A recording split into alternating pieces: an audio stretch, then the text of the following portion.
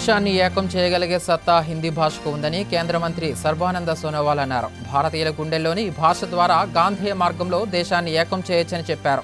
హిందీని అన్ని ప్రాంతీయ భాషలు అంగీకరిస్తున్నట్లు వివరించారు. ఈ భాషకు అంబాసిడర్లుగా మారి ప్రపంచానికి దీని గొప్పతనాన్ని తెలియజేయాలని యువతను కోరారు. తెలంగాణ కాంగ్రెస్ ప్రభుత్వం ప్రజాపాలన ప్రజా విజయోత్సవాలలో భాగంగా నేడు హైదరాబాద్ ట్యాంక్ బండ్పై ఎయిర్ షో నిర్వహించనున్నారు. ఇండియన్ ఎయిర్ ఫోర్స్ ఆధ్వర్యంలో షో జరగనుండగా సీఎం రేవంత్ రెడ్డి హాజరు కానున్నారు.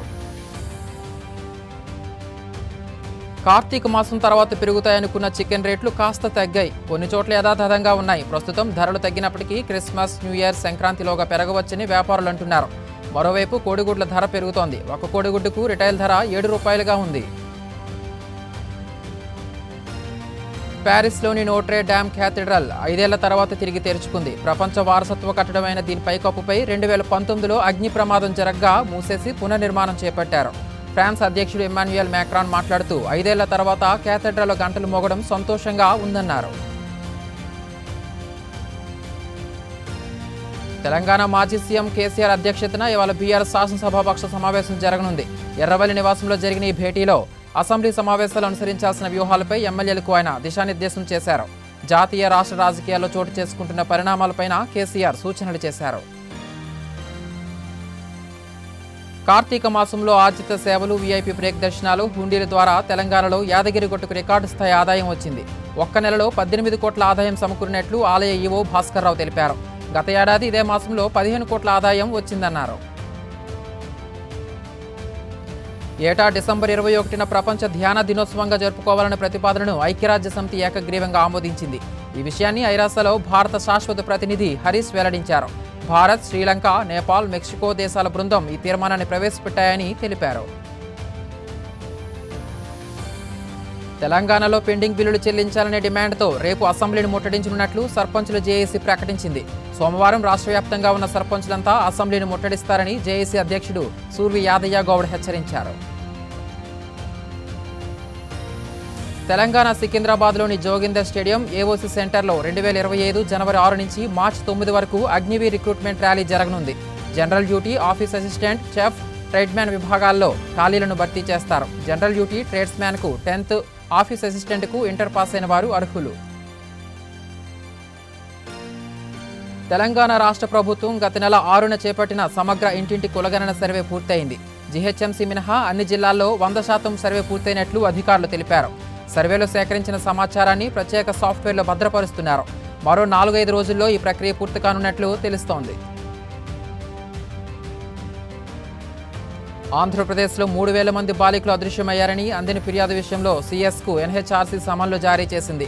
దీనిపై నివేదికలు పంపాలని రిమైండర్లు పంపినా స్పందించకపోవడంపై మండిపడింది. పూర్తి సమాచారం, డాక్యుమెంట్లతో జనవరి 20 లోపు తమ ముందు వ్యక్తిగతంగా హాజరు కావాలని ఆదేశించింది.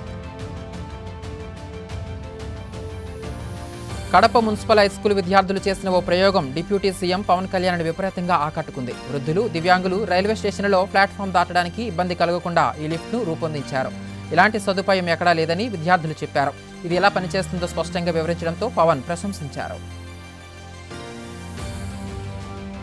అల్పపీడన ప్రభావంతో తెలుగు రాష్ట్రాల్లో విస్తారంగా వర్షాలు కురుస్తున్నాయి. హైదరాబాద్తో పాటు పలు జిల్లాల్లో అర్ధరాత్రి నుంచి వర్షం కురిసింది.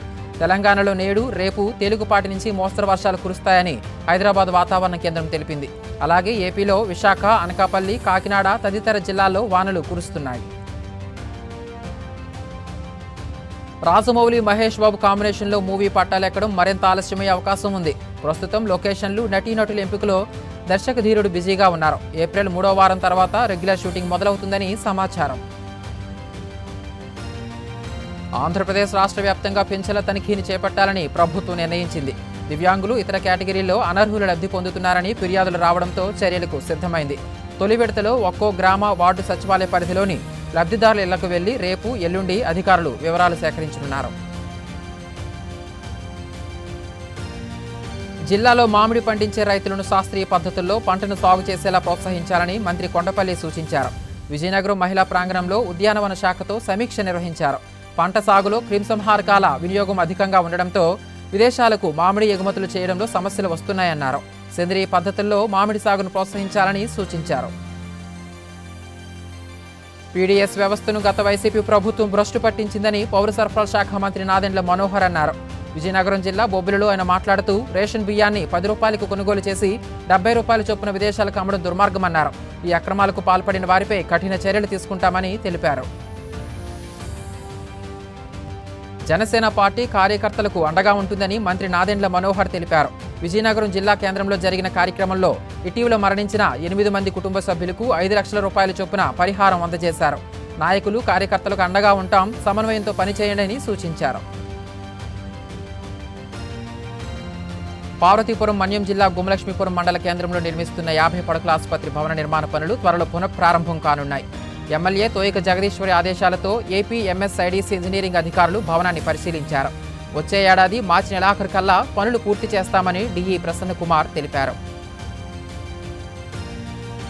పార్వతీపురం మన్యం జిల్లా గుమలక్ష్మీపురం మండలం రెల్లె పంచాయతీ పెద్దగూడ గ్రామానికి 1 కిలోమీటర్ బీటీ రోడ్డు నిర్మాణానికి ఎమ్మెల్యే జగదీశ్వరి శంకుస్థాపన చేశారు. రోడ్డు నిర్మాణానికి 90 లక్షల రూపాయలు మంజూరయ్యిందని, వీలైనంత త్వరగా పనులు పూర్తి చేసి రహదారిని అందుబాటులోకి తీసుకొస్తామని ఎమ్మెల్యే తెలిపారు.